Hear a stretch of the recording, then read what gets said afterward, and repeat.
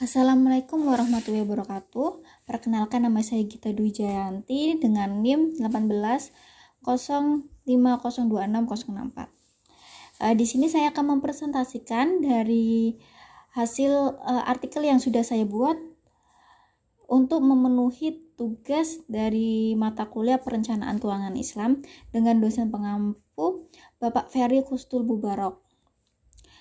Yang pertama, saya akan menjelaskan tentang bagaimana perempuan memiliki peran penting dalam perkembangan zaman. Salah satunya peran perempuan yang menjadi penggerak dalam perekonomian nasional.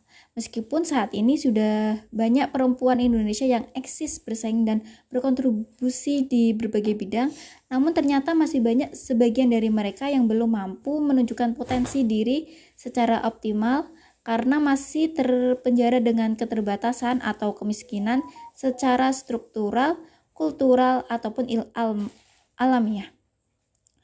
Banyak perempuan terlepas dari statusnya mengambil kendali atas uang mereka.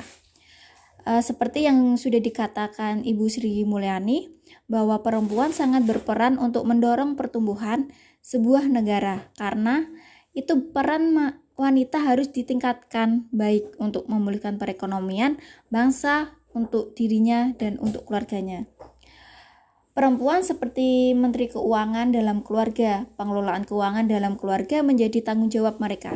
Di tangan perempuan, uang bulanan yang diterima dari para suami disalurkan untuk keperluan seperti sekolah anak, membayar kontrakan, ataupun kebutuhan keseharian lainnya. Jadi, perempuan dapat dikatakan sebagai critical economic player di Indonesia. Mengingat banyak keputusan ekonomi penting mulai dari tingkat keluarga, lingkungan, hingga negara diputuskan oleh seorang perempuan. Dari pengertian wealth management adalah ilmu bagaimana melindungi dan menjaga kekayaan, mengumpulkan dan mengembangkan kekayaan, dan bagaimana mewariskan kekayaan dan menghadapi masa transisi. Divisi ini memberikan masukan akan pentingnya setiap orang membuat perencanaan keuangan sejak semula pada semua individu, keluarga, maupun organisasi. Pengelolaan dengan wealth management yang baik, yang efektif, efisien, transparan, dan akuntabel harus terus diupayakan, sebab dengan pengelolaan yang baik dapat menjadi investasi di masa yang akan datang. Wealth management dalam Islam dapat dilihat dari perspektif yang berbeda, dan ini termasuk pengelolaan zakat, warisan, wasiat, perencanaan perumahan, pengelolaan kas dan tabungan, pengelolaan pajak dan kewajiban negara, dan transaksi bisnis yang berbeda. Maksum bila menyatakan bahwa wealth management dalam perspektif Islam harus dilandasi oleh worldview Islam dan ketentuan syariah. Pengelolaan keuangan dilakukan agar kondisi keuangan tetap sehat sebagai solusi untuk memenuhi kebutuhan di kondisi apapun, dengan tujuan akhirnya yaitu mencapai financial freedom, terbebas dari hutang, penghasilan dari investasi, terproteksi secara finansial dari resiko yang akan terjadi.